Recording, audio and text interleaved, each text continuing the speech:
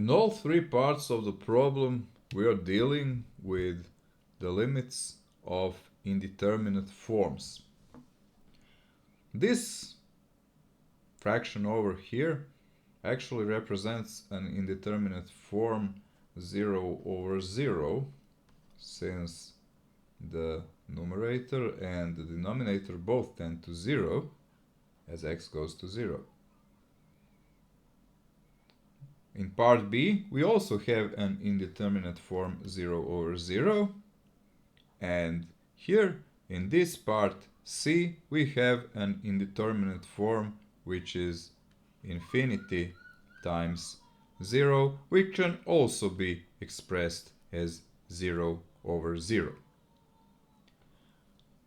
When we're dealing with the indeterminate forms, the best way to solve such limits is to use the L'Hopital's rule.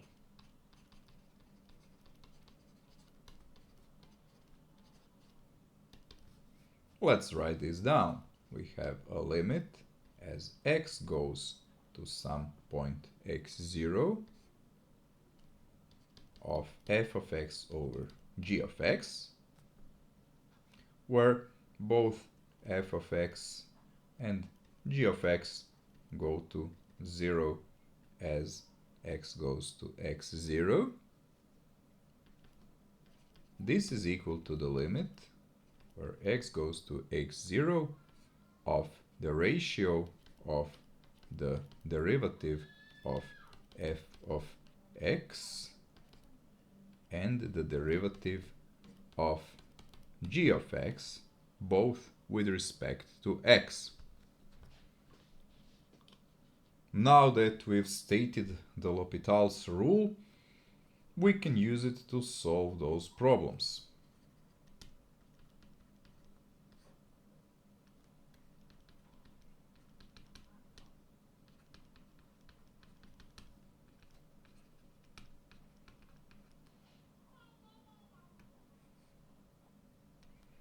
So we differentiate the numerator and the denominator independently.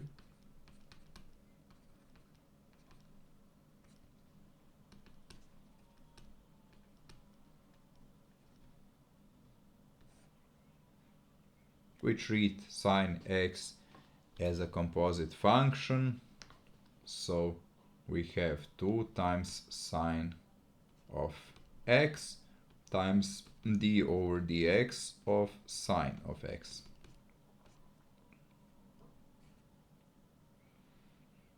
Over here we have a derivative of a sum, which is a sum of derivatives. So this is a minus derivative of cosine of x dx, which is equal to sine of x.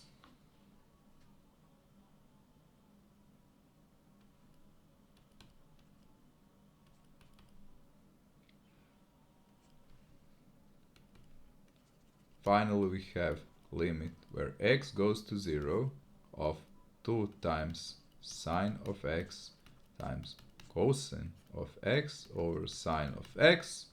Sine of x and sine of x cancel out, so we have 2 times limit of cosine of x as x goes to 0.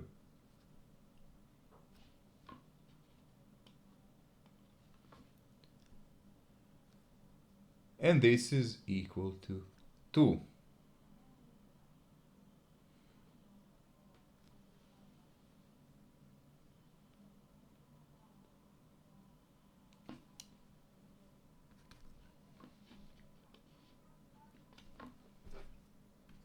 We'll repeat the procedure for the next limit. X goes to 1. And we have ln of x squared over x minus 1.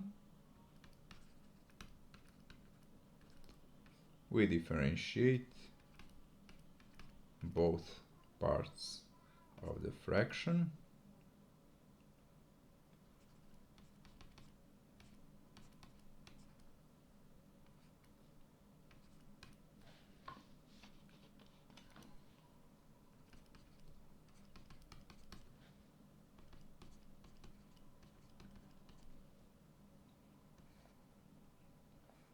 the denominator becomes 1. We treat the numerator once again as a composite function, so this is 2 times ln of x times d over dx of ln of x.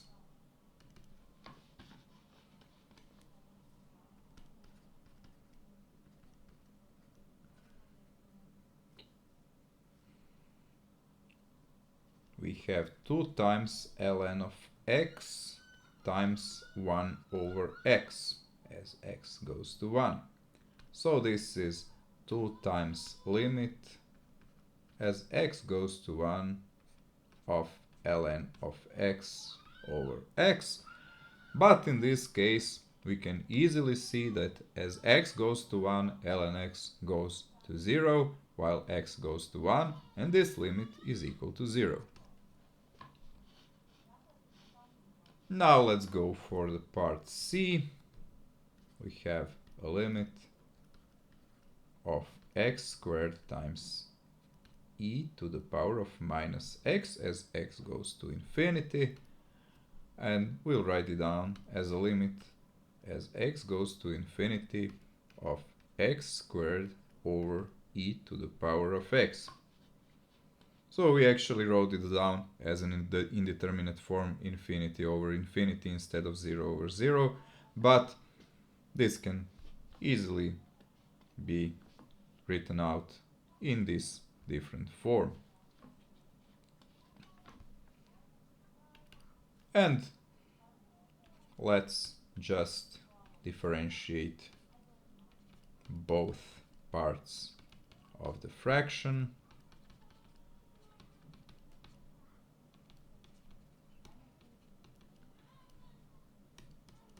This is 2x, this is e to the power of x. We're still in the indeterminate waters, infinity over infinity, but we're getting close. We'll just place this constant outside of the limit and we'll differentiate once more both the numerator and the denominator.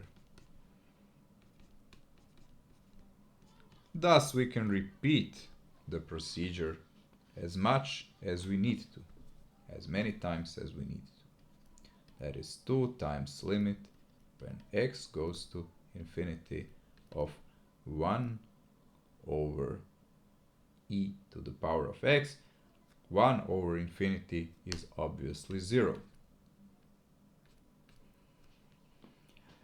This is the result that we expected intuitively as soon as we wrote it like this, because we see that here we have some polynomial in the numerator and some exponential function in the denominator, and since the exponential function increases much more rapidly than any polynomial, we'd expect the limit of this to go to 0 as x goes to infinity, and the result confirms our suspicion.